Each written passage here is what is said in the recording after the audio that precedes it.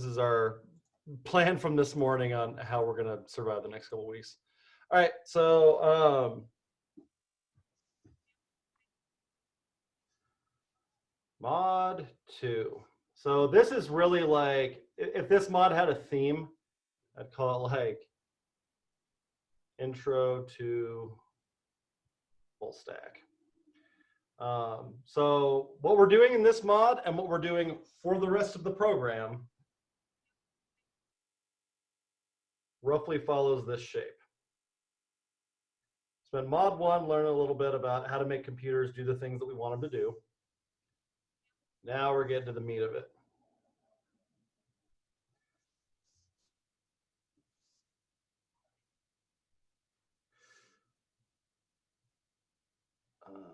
So this is a client. For our purposes, in mod 2 at least, that's a big fancy word for browser. Your browser is going to ask for something from a server. For our purposes in mod 2, that's going to be a Rails API. And then that server is going to give it back to the client. That's it. The whole program is really just diving deep on this pattern right here.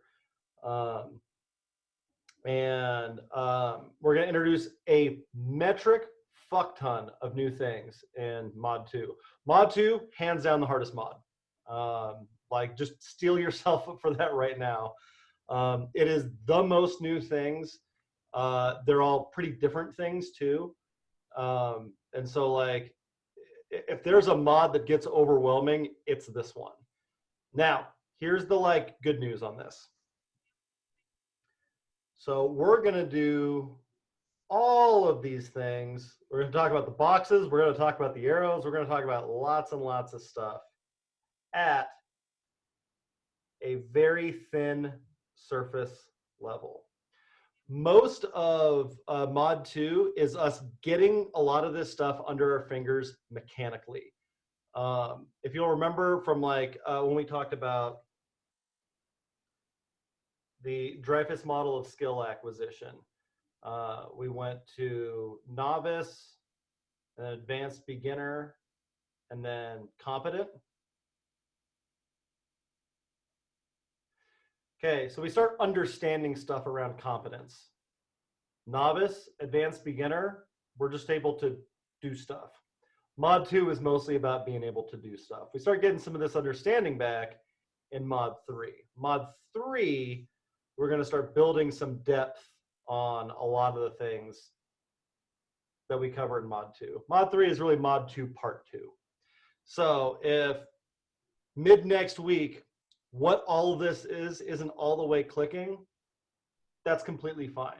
What you have to be able to do by the end of this mod is make a browser ask for something, get it back, and then make it show up on a page. If you can do that, we can work on really grokking it later. Questions about anything we've talked about so far?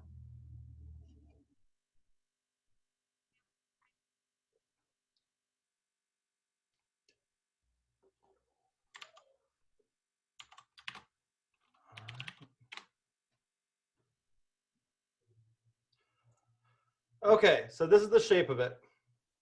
You're going to make APIs. You're going to make websites. We're going to shift over to JavaScript. We're going to use JavaScript to add stuff to a page. We're going to use JavaScript to get stuff from our Rails API. Describing how the web and internet work is these arrows. And then we're going to have our websites add stuff to our APIs. That's what you're going to have to do by the end of this module. So, is that basically like what the coding challenge is what you're saying? Yep. Coding challenge, you say. If you remember back to when we did the mod 1 overview, and I did that thing that looked an awful goddamn lot like what the code challenge ended up being, shocker, I'm going to do that again also. So I'm going to show you how all of these pieces fit together and it's going to look a whole lot like the code challenge. Most of it, at least. So let's dive in.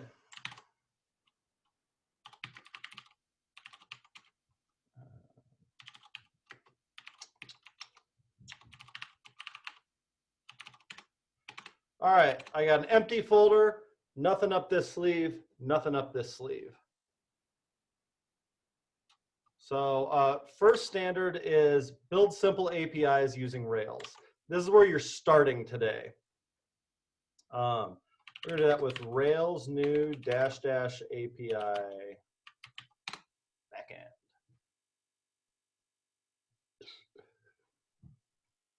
And there she is. I'm gonna head over here, and my goal is to make something that when I ask for some data, I get it back. So a couple things I need to do to make that happen. I need to tell it to listen for the request. So I'll go, hey, if you ever make a GET request to dogs, I want you to forward that request over to a dogs controller's index action. Cool, well, none of those things exist. So then I make a controller called dogs.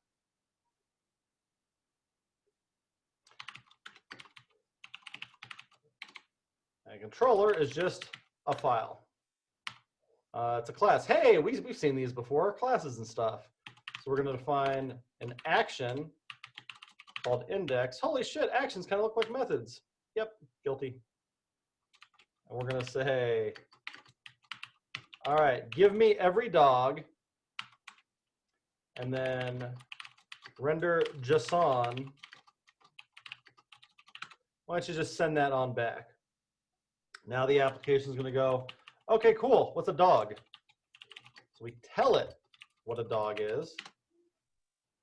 And it goes, all right, look, I can just run this thing on the command line and it makes all these files for me. It's pretty dope. Hey, more classes. Handy. And in fact, we get all kinds of cool stuff. So like in mod 1, we had to do like that self.all, womp womp, add all. We get all that stuff for free. It's inheriting it all from application record. Excellent. Migrations, I think we saw a little bit of those also. This is just active record at this point. So I could say that these things have a name, and I don't know, they have an age.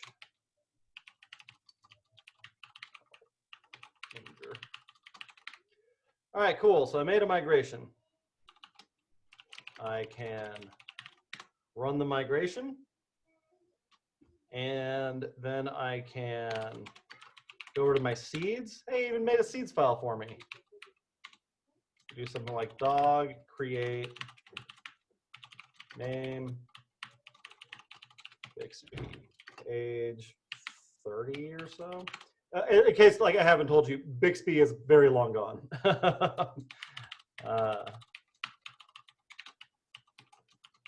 Mesa probably is too. All right, so I make some seeds. I seed my database. And now watch this. I run Rails S over there on localhost 3000. I go to /dogs. Hey, I see some dogs. That's building simple APIs using Rails. That's this whole box right there. We're also going to be able to like add things to our database, and that ends up not being so very difficult either. If I go back over to that controller, I can also make one for create.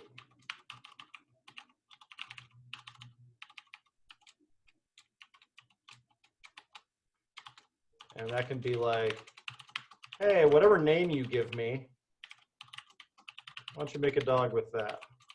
I'll take an age too, if you don't mind. And then we're going to respond with the dog that we just made. and say that we created something. Nope. That's it. Oh, we need to route to it also.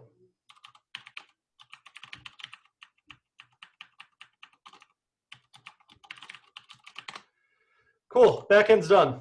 That's all you need to be able to do with Rails to get through mod 2.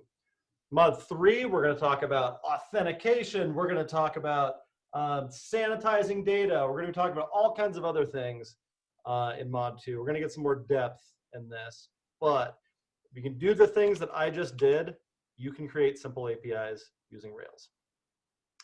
All right, let's talk about websites with HTML and CSS, this seemingly unrelated topic. So if I make a front-end folder and I touch an index.html and an app.css and an app.gerbilscript file. All right, so I have 3 empty files in this folder. For the HTML, probably did some of this stuff in pre-work, and it's not so very different. HTML has a head and it has a body. We need a title.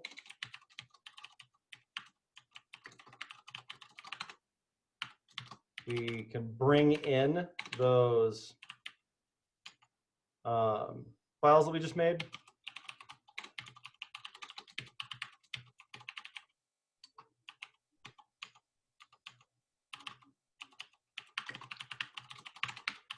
And then over here, I can do something like, say, this is my dog pound. And the dogs in it go in an unordered list.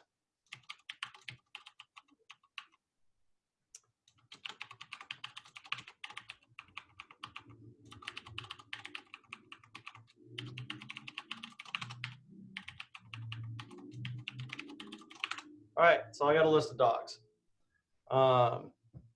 And right now I can run this and see it show up on the page. Cool. Sort of looks like shit though.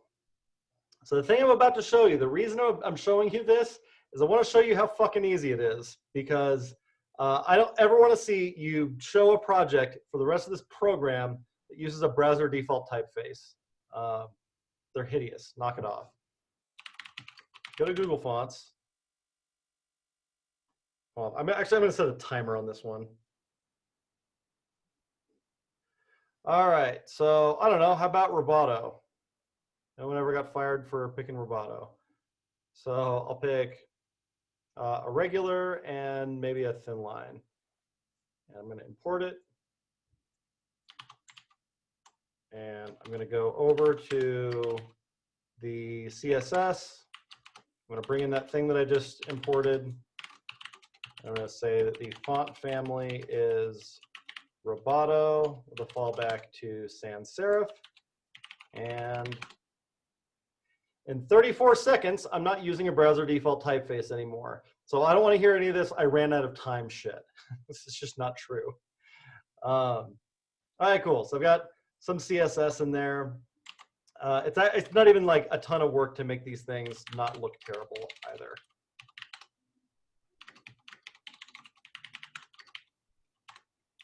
So if I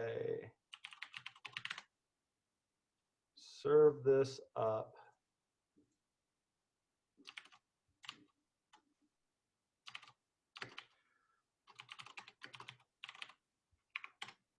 I could say something like, all right, the ULs, I don't want those bullet points. And I want the LIs in them to have some padding. And I also want those LIs to have a box shadow.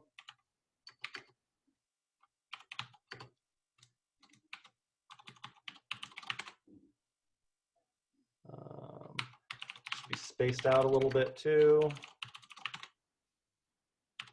this should constrain the width.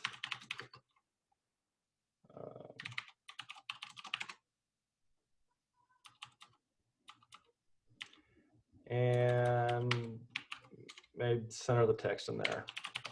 Text. Oops, should work. Oops, text align. There we go. Darken that a little bit. Awesome. So now we've got something that like looks marginally less terrible. That is building websites with HTML and CSS. Now, what if in that index.html, I want to read this out of a database. I don't want to hard code in every dog in the dog pound, man. I want to read that out of something dynamic. So what I could do is go over to that JavaScript file. Why don't I put those in an array?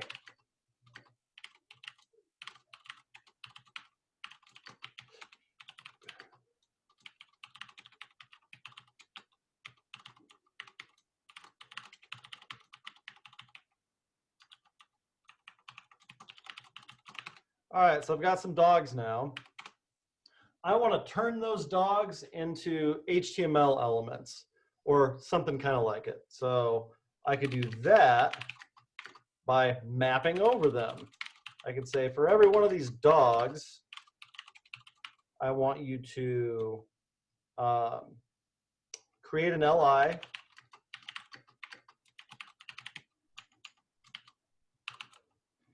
and I want you to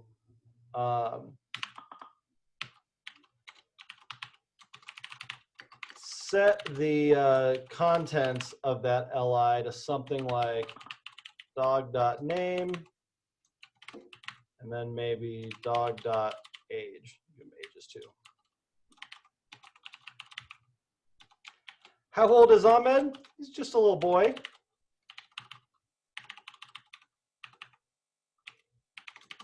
Bigger than Damon though. All right, so and then we're going to return this LI, and then I need somewhere to put those dogs. I've made dog elements.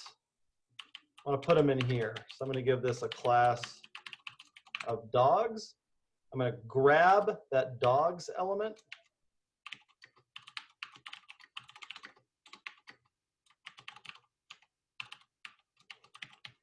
And then I'm going to go through each of the dogs that I made. And then I'm going to add each one of them to the page. And if I do that,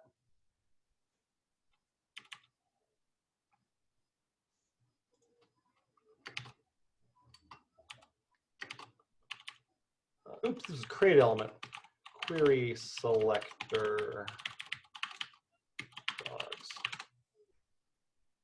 There they are. Now I can get rid of my hard-coded ones. Cool. Using JavaScript, using some data, adding stuff to the page. That is demonstrating basic programming proficiency with JavaScript, and it's creating and manipulating DOM nodes. Now, the whole point of this is that I wanted to get this from the server. I want to retrieve data using fetch. So I can start up that backend server, a Rails server I had earlier. And, oh shoot.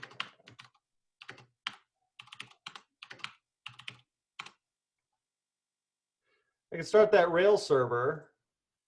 And what I'm trying to do is get, did I delete it already? I want to get that dogs data that I had. I want to get this array from here, not from my JavaScript file.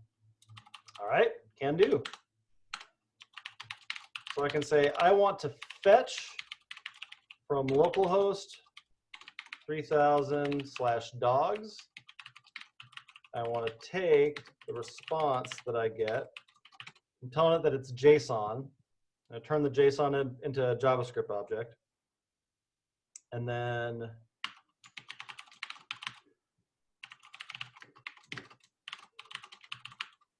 I want to do all the same things I just did. And say that dogs is response.dogs. And all the rest of this is the same.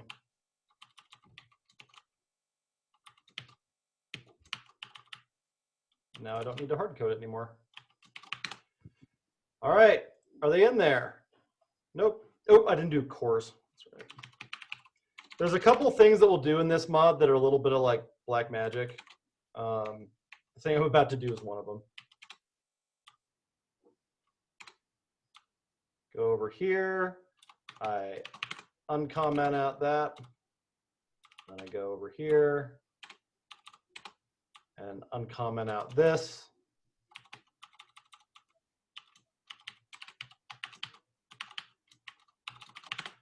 I do that, and then restart that server. All right, what now? There they are. There's Bixby and Mesa. There's my pals. So what I just did was retrieve data using fetch.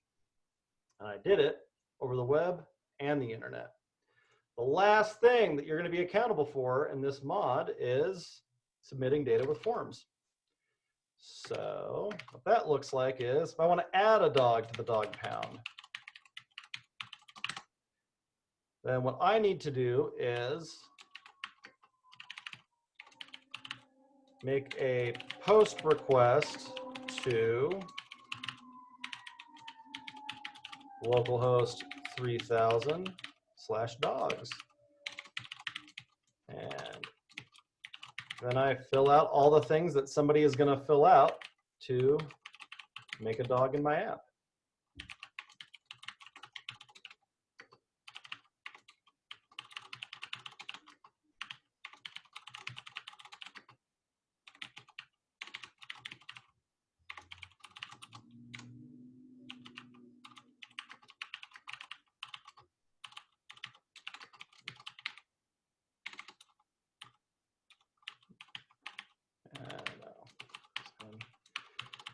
So this has a name, it's got an age.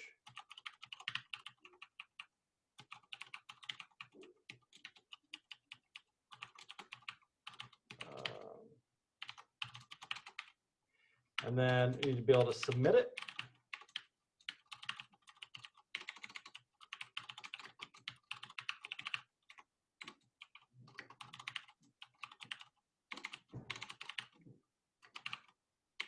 Call it add dog. All right, so if I look back on this, I get a really ugly looking form. Let's use some of our CSS chops, make that a little bit less ugly.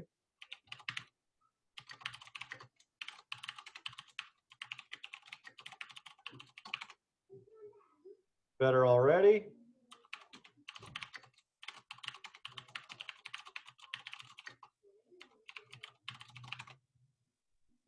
Better already. Constrain the width of the form. And make these all. Gobble it all up. Cool. I can target that submit button also.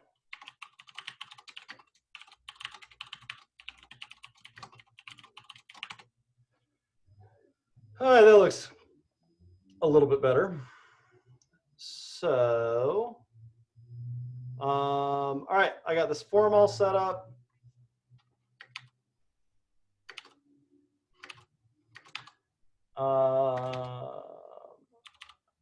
And one last thing I need to do. This is another one of those like kind of hacky things that we'll do in this mod. I need to go back over to that controller that I made earlier. And I need to not do that. I need to redirect it back to the page that I'm on.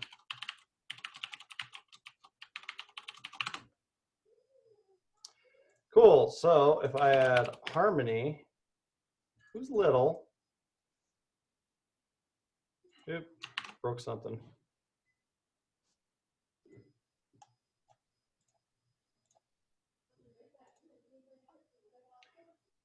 All right, something got in.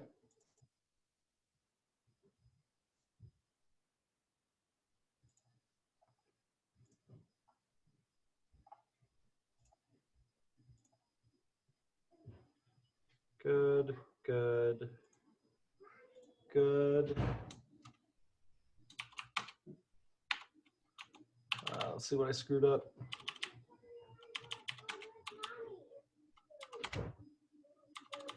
So post request to dogs. Did I make the post request to dogs? Yes, I did. It is at 3000/dogs. It is a post. I'm taking post requests of dogs. I'm going to the create action of dogs, which is here. This makes a new dog and then redirects back to this page. Do that. And then this asks for the dogs again. All right.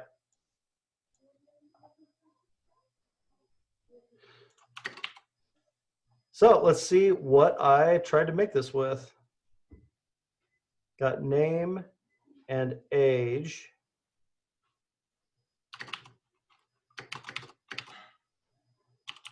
Oops.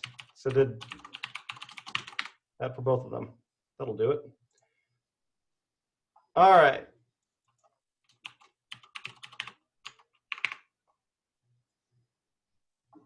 There we go. And there they are. And I can even erase the evidence that I ever screwed this up by going back over to backend and running my seeds again. That is, if I clear them out first.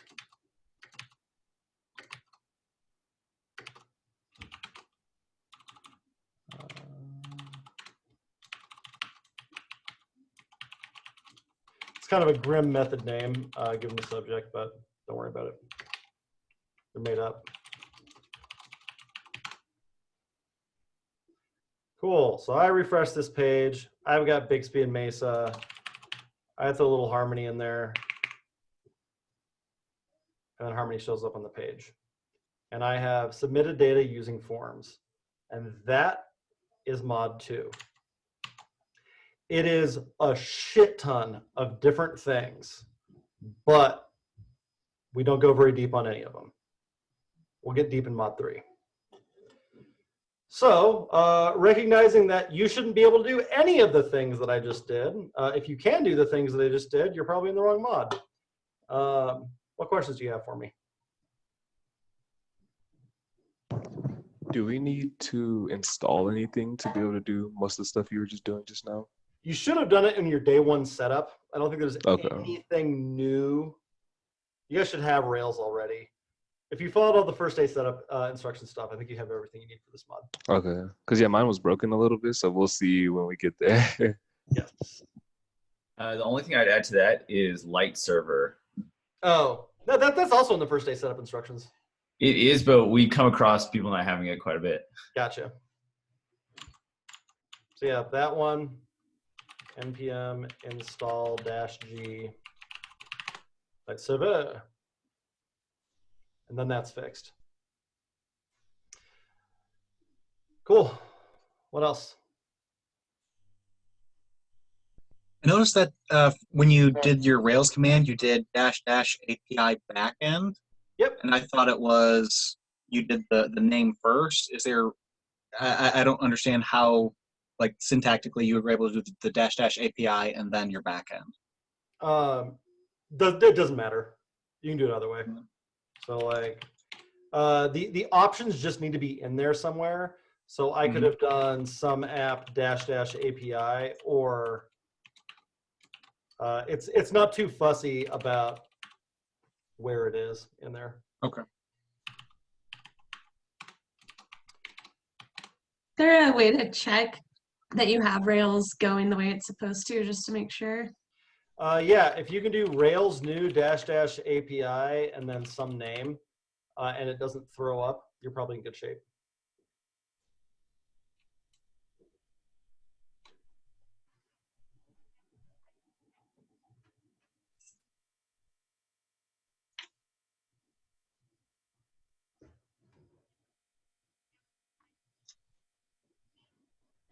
It did like a ton of stuff. Yep, it's supposed to. It should look like. Okay. Do Rails new dash dash API some other backend. Okay, cool. So that's normal. Yep. I just wanted to make sure with Ubuntu and stuff, it's been like, I've been a little nervous about that the whole time. Gotcha. And then if you can Rails S in that same folder, or you need to go into the folder. That's right. You go into that folder you just made and then do Rails S. You should see something like this, or I'm already running one right now, so it's mad at me. You should be able to do that and then go to localhost 3000 and see that graphic. You can do that, everything's set up right.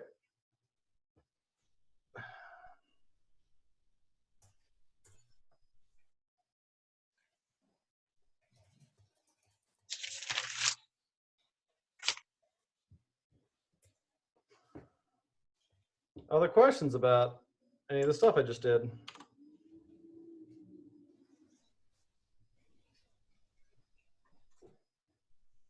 Kind of unrelated, but just thinking ahead, I noticed a lot of the Mod 3 and Fivers in their, or especially Fivers in their presentations used different backends. So Ruby on Rails is the backend that is technically taught through Flatiron's curriculum, but then we can request classes in the future on other avenues.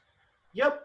I would say most people end up doing that stuff and more in Mod 3 than in Mod 2. But ultimately, I care that you can get stuff done. I don't give a shit how you do it. So if you'd like to explore Node or Python or something like that for backend stuff, like you're going to be too busy in Mod 2 probably to play around with that stuff too much. But Mod 3's got mountains of space to explore a lot of those kinds of things. Same thing with the front end stuff. Like you're probably going to be a little overwhelmed with this as it is in Mod 2, but Mod 4, you'll do some React, but you can also experiment with Vue and Angular and like lots of other stuff. There's like, what you'll see is that there's less difference between a lot of these things than it may seem. But y'all probably got some pretty full plates for Mod 2 overall.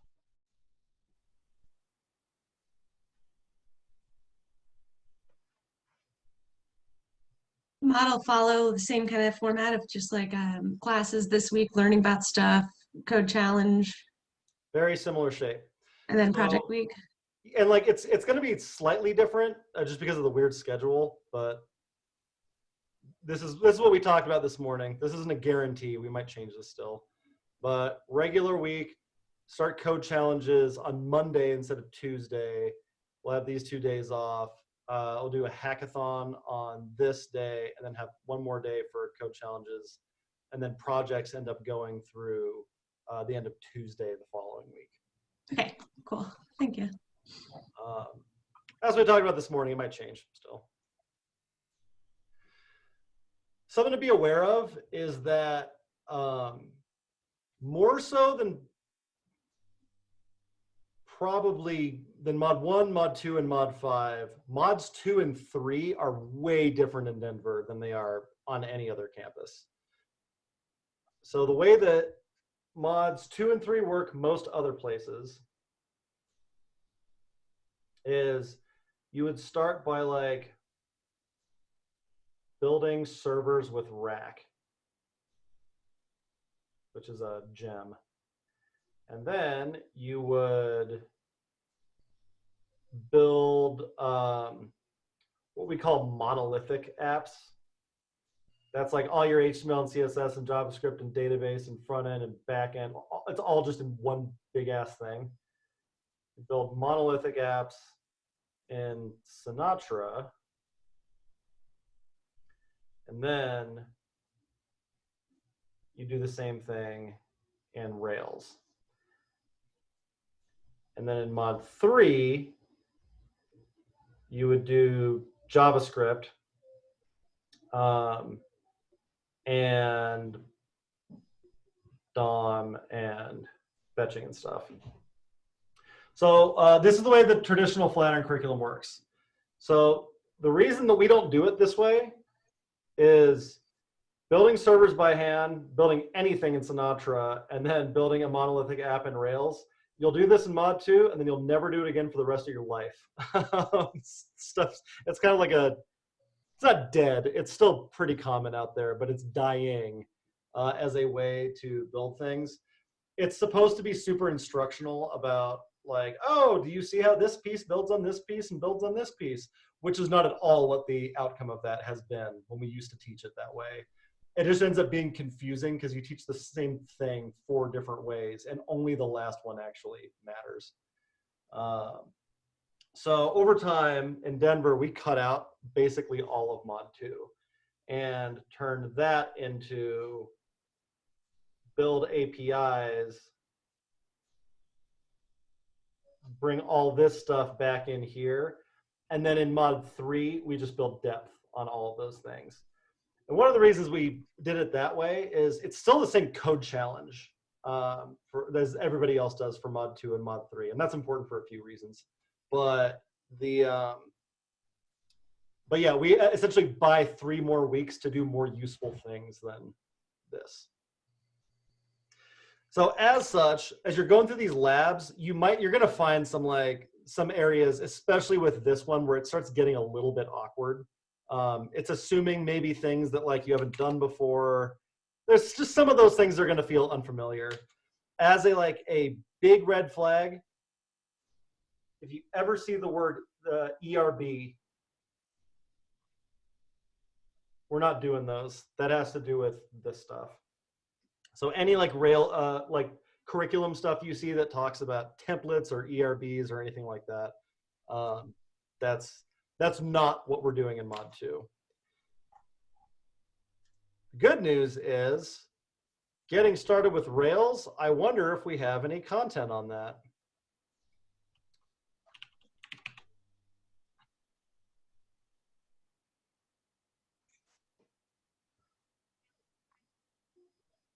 I'll make this search faster one of these days.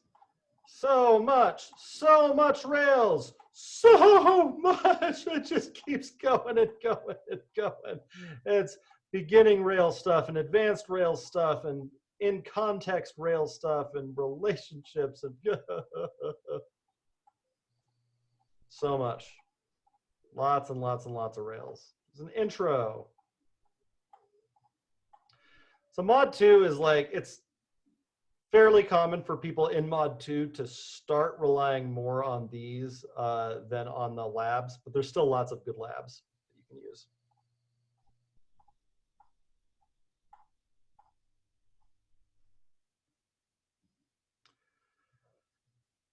Cool, more questions?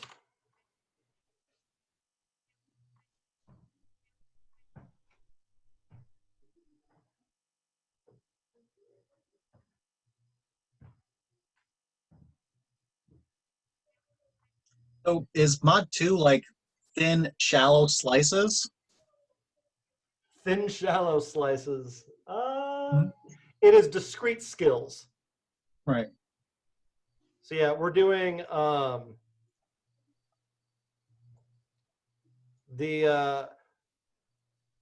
we're getting you through your novice and some of your advanced beginner stuff. Difference between these two is novice is I can follow instructions. Advanced beginner is I can add a little bit of context to it so that I know when I should do this thing or when I should do this. So you can kind of think of those as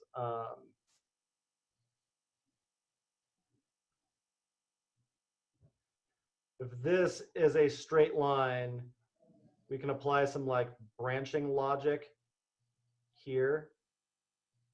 And then competence, we're starting to get the sense of the whole and how it fits together. Mod 2, we're doing mostly this. Mod 3, we start getting this. According to your graph, are you saying as soon as we're competent, everything falls apart? So the the rest of the graph is proficient and expert. I usually draw this with a chasm in there, not because everything falls apart, but here, I'll show you my like well-drawn one.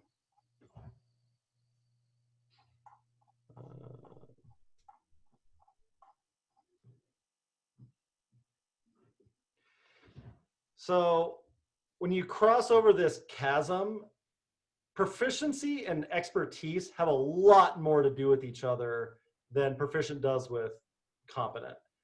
So this is where you start building intuition, and experts work almost entirely off of intuition. So like proficient is kind of like a junior expert rather than like an advanced competent. Of the things that we teach in the program, advanced, beginner, and competent are like where we're targeting by the end of the program for like most of them.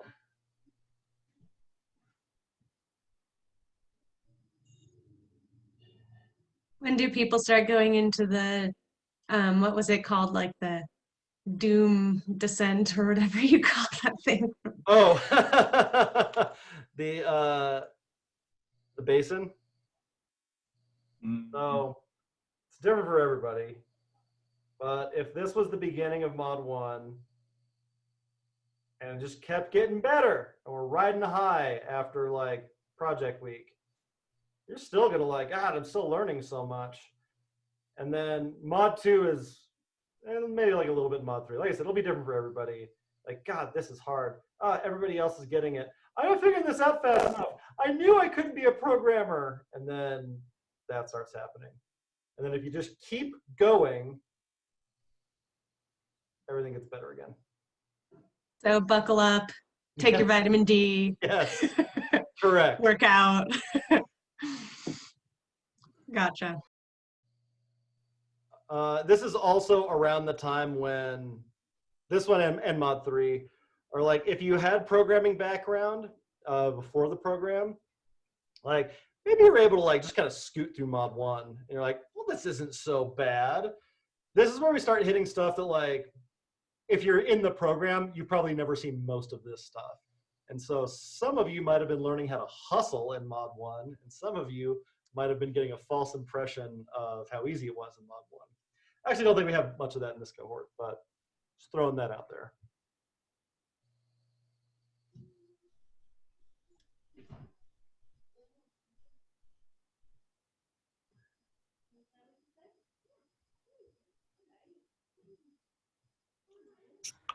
So by discover the mod this afternoon, that's just free time for us to jump into stuff and then come tomorrow with topics. Correct. A good target for you is see if you can comfortably get returning something from an action in an API. So like if like that /dogs example, if you can get something to go into a database and come back, if you hit it in your browser, by the end of the day, that's like in pretty damn good shape. All right, what was that again? Return something to your API? Yeah, if you can get this to happen, you go to a URL, you see some data come back. If you can do that by the end of the day, you're in pretty good shape.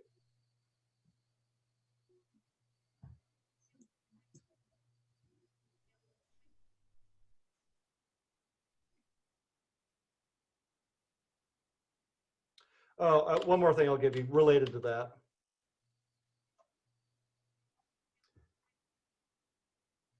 Our calendar isn't going to look exactly like this, but as a rough split up of these standards, so if we're here right now, you're probably going to be Railsing through here or so. We'll do HTML and CSS are not like an actual part of the curriculum here, which is a travesty. So we're going to spend very little time on it. It's like as much as we can spare. Hopefully by the end of the week, we start getting a little JavaScript-y. Maybe we start talking about the DOM. to get some more DOM kind of stuff in here. Get some fetch kind of stuff happening in here. This will just keep going. Forms, probably about in here. So like, we don't have the whole week to just spend on Rails. And some of you are going to spend less time or more time than others on these different standards, but it's a rough breakdown. It's probably somewhere in this neighborhood.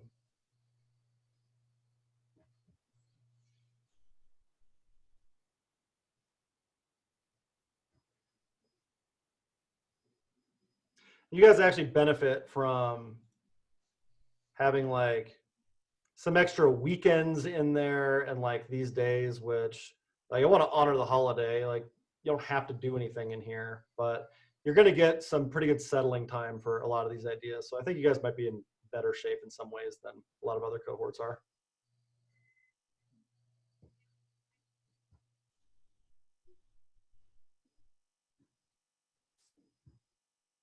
Other questions about Mod 2?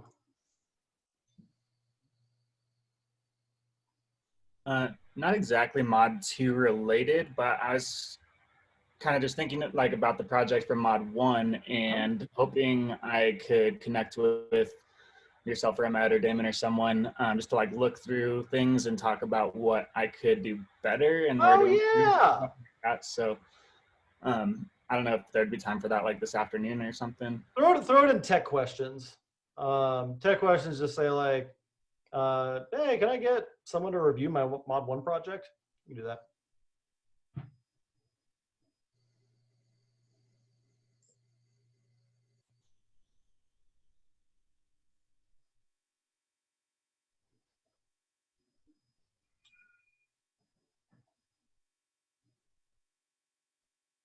Anything else?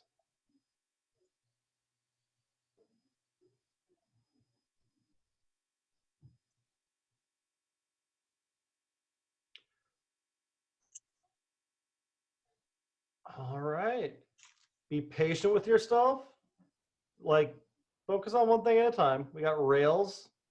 That's what we're doing today. Look at some of the lab resources. Maybe watch a video. Ask questions. Help each other out. Use your Zoom rooms. And have a good time, because this is also where it starts getting fucking fun. Because you're able to make things you can send people that like, you know, are like web apps that you've used before and stuff. It's a pretty cool time in the program. So help each other out. Bon suerte. Have a good lunch.